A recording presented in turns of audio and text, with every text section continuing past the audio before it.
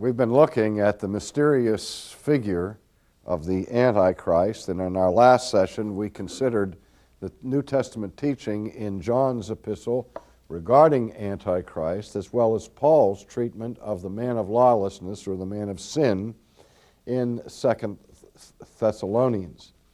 And as I mentioned at that time, we see a interrelatedness between the concept of the Antichrist, the man of lawlessness, and the beast that is described in the book of Revelation. And today we're going to turn our attention to the book of Revelation and its teaching regarding the beast. It's found in chapter 13 of Revelation, beginning in verse 1. We read this: "And then I stood on the sand of the sea, and I saw a beast rising up out of the sea, having 7 heads and 10 horns, and on his horns 10 crowns, and on his heads a blasphemous name. Now the beast which I saw was like a leopard, his feet were like the feet of a bear, and his mouth like the mouth of a lion. The dragon gave him his power, his throne, and great authority. And I saw one of the heads as if it had been mortally wounded, but its deadly wound was healed. And all the world marveled and followed the beast. So they worshiped the dragon who gave authority to the beast, and they worshiped the beast, saying, 'Who is like the beast? Who is able to make war with him?' And he was given a mouth speaking great things and blasphemies, and was given authority to continue for 42 months. Then he opened his mouth in blasphemy against God, to blaspheme his name, his tabernacle, and those who dwell in heaven. It was granted to him to make war with the saints and to overcome them. And authority was given him over every tribe, tongue, and nation. All who dwell on the earth will worship him, whose names have not been written in the book of life of the Lamb slain from the foundation of the world." Then we go on to read more about the beast in verse 11. "And I saw another beast coming out of the earth, and he had 2 horns like a lamb and spoke like a dragon. And he exercises all the authority of the first beast in his presence, and causes the earth and those who dwell in it to worship the first beast, whose deadly wound was healed. He performs great signs, that it even makes fire come down from heaven on the earth in the sight of men. And he deceives those who dwell on the earth by those signs which he was granted to do in the sight of the beast, telling them who dwell on the earth to make an image to the beast who was wounded by the sword and lived. He was granted power to give breath to the image of the beast, and the image of the beast should both speak and cause as many as would not worship the image of the beast to be killed. He causes all, small and great, rich and poor, free and slave, to receive a mark on their right hand or on their foreheads, and that no one may buy or sell except one who has the mark or the name of the beast or the number of his name." Here is wisdom. Here is this cryptic, mysterious message. "Let him who has understanding calculate the number of the beast, for it is the number of a man. His number is 666. Now, the first thing we understand about the beast is that he rises up out of the sea, and he is described as having 10 heads and all these crowns and all of that sort of thing. And we saw earlier that there were references to the one who was alive, who was a king at this time in chapter 13, that we identified with the Emperor Nero of the Roman Empire.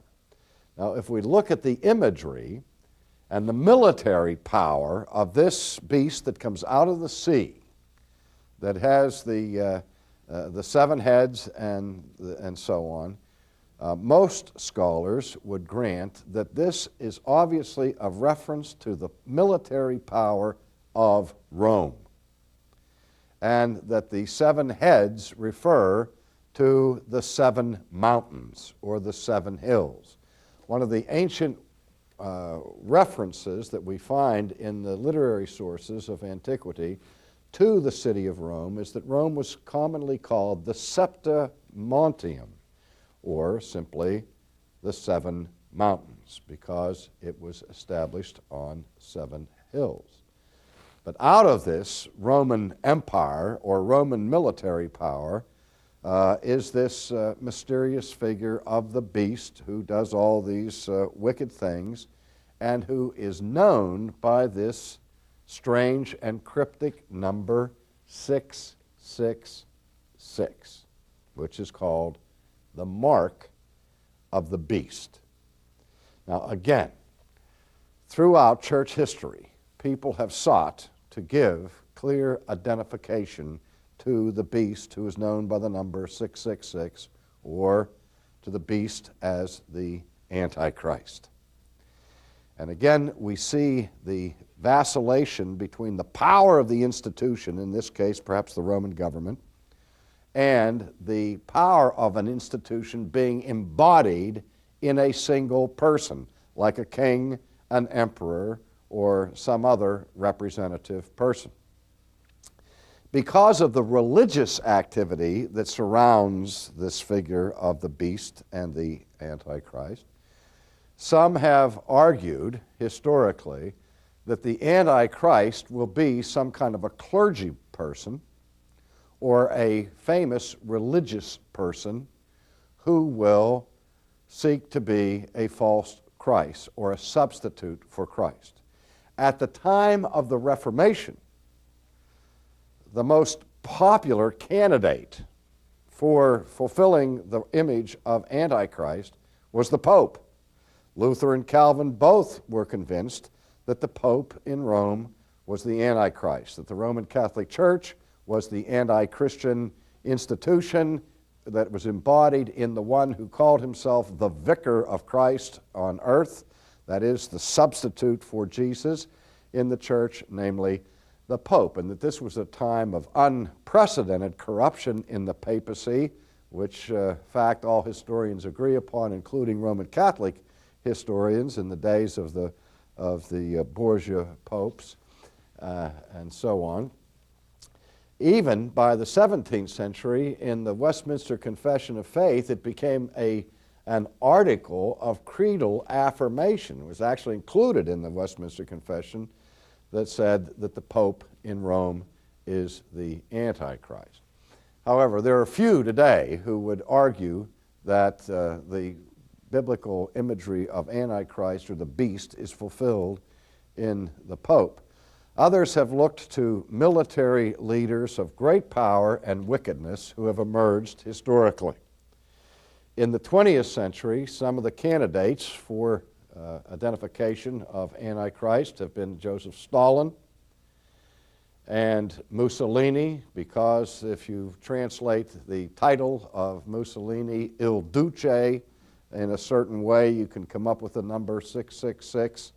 And obviously, the most popular candidate in the 20th century has been Adolf Hitler because of his devastating destruction of the Jewish people and of his unprecedented wickedness. Also, if you study the life of Adolf Hitler, you will see in the surviving journal entries from his own hand the occasion where he made an entry in which he said, "Today I have made a covenant with Satan."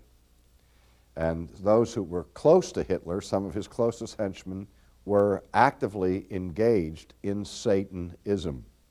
And of course, the surprising military might of the Blitzkrieg and all thought that it was demonic in terms of its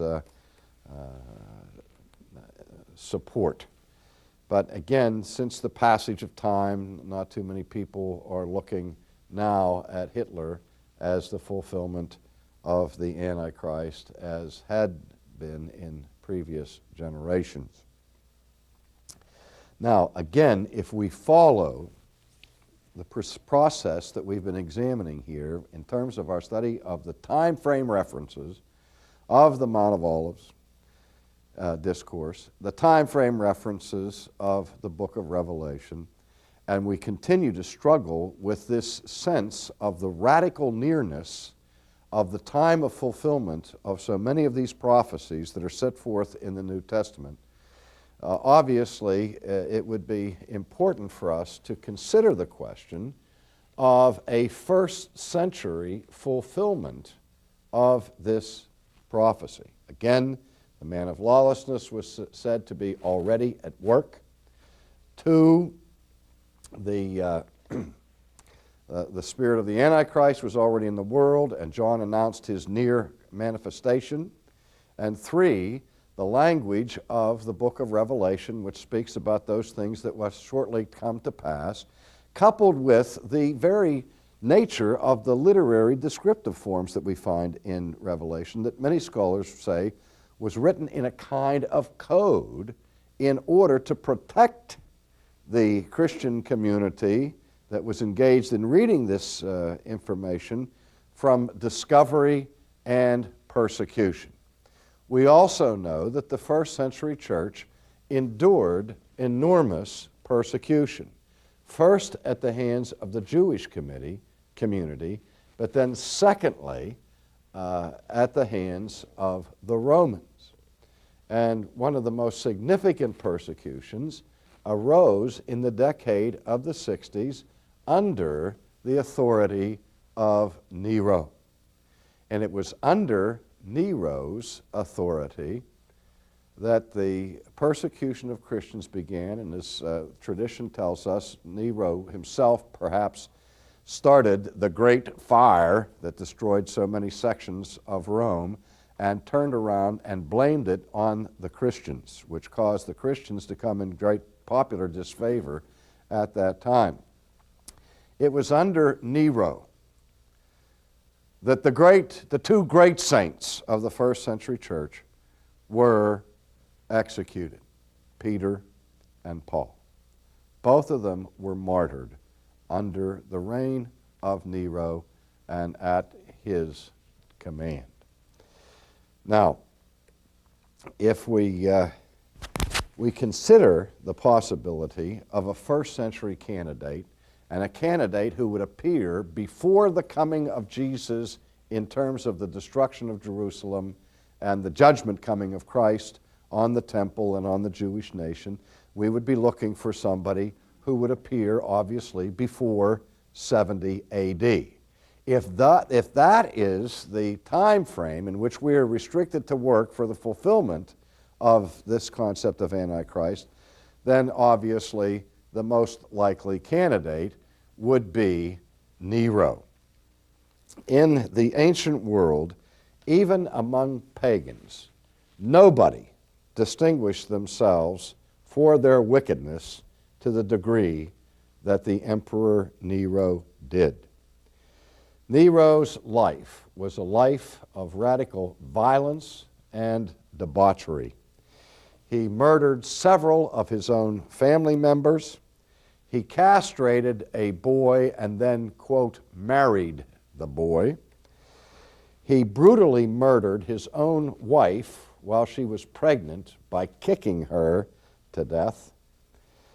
And the historian Suetonius wrote that Nero devised a kind of game in which, covered with the skin of some wild animal, he was let loose from a cage and attacked the private parts of men and women who were bound to stakes. That is, as part of the entertainment that he sponsored, either in the Circus Maximus or in the Colosseum, probably in the Circus Maximus, was that he would get these people, men and women, have them secured at the stake, and then he would come out dressed up like a lion or a wolf or covering himself in skins, and then would attack the genitals of these people who were there. And so this kind of behavior was extreme, to say the least. Nero began his reign as emperor in the year 54. His persecution of the Christian community was in the year 64. And he committed suicide in the year 68. 14 years after he assumed the power of the emperor. He committed suicide at the age of 31, so that he rose to power when he was 17 years old. Again, more summations of the character of Nero from antiquity. The historian Tacitus spoke of Nero's cruel nature, and Pliny, the Roman naturalist, Pliny the Elder, described Nero, quote, as the destroyer of the human race and, quote, the poison of the world. The Roman satirist Juvenal spoke of, quote, Nero's cruel and bloody tyranny. And Apollonius of Tyana specifically says in his writings that the favorite nickname that people had for Nero was simply the Beast. He makes this comment: in my travels, which have been wider than ever man yet accomplished, I have seen many, many wild beasts of Arabia and India. But this beast that is commonly called a tyrant, I know not how many heads it has, nor if it be crooked of claw and armed with horrible fangs. And of wild beasts you cannot say that they were ever known to eat their own mother. But Nero has gorged himself on this diet. And so the historical record, not from the Christian community, but from the contemporaries of Nero, from the Roman culture itself, describes consistently and constantly the bestial character of this madman of antiquity. Well, what about the cryptic number that the author of Revelation warns the people to be alert to, and is cluing them in to a manner in which he can be recognized? And he indicates that this beast can be known by a number, and the number is the number 666. Now, before I explore that number, I want to also mention that, oddly, in some variant manuscripts that go way back in history of the book of Revelation, there is a textual variant in this verse, so that the number that is listed there is not the number 666, but it is the number 616. Now, a textual variant is usually understood to take place when the original manuscript was copied by hand by a monk or by somebody, and in the process of copying, in that laborious, tedious process of copying word for word the text of Scripture, occasionally a letter was missed, or somebody forgot to cross a T or dot an I, or a simple mistake entered into the process. And by this careful study of the existing manuscripts that we have from antiquity, we see that these things happened, and several examples of them. But this may be of special significance, as we shall see in a moment. In the ancient world, cryptograms were a common thing. A cryptogram was an encoded message whereby numbers and letters were related. Now, in the three major language groups that we're concerned about here in antiquity, namely Hebrew, Greek, and Latin, all three of them had systems of using their letters for numbers, so that all three languages were used in cryptogrammatical ways. We're familiar with this even today, at least with respect to Latin, because we are aware of the use of Roman numerals.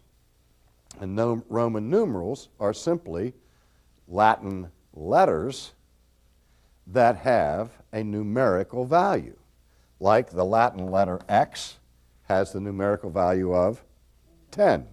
The Latin letter V has the numerical value of 5. The Latin letter M has the numerical value of 1,000, and so on with D and L and I and other letters that have a clear numerical value. Now, this was also true in Hebrew. And if we looked at the name of Nero in Hebrew, we get the name transliterated Neron Kaiser. That is Nero Caesar. And in the Hebrew alphabet and numerology, this name, Nero Kaiser, when translated into numbers, comes to the number 666. Exactly. However,